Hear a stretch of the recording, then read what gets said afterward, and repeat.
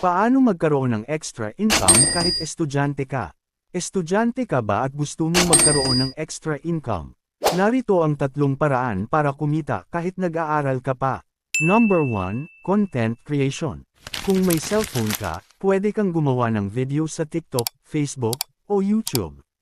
Kapag lumaki ang audience mo, pwede kang kumita sa ads, sponsorships, at affiliate marketing. Number 2, Online Selling. Magbenta ng pre-loved items, school supplies, o mga produkto mula sa suppliers.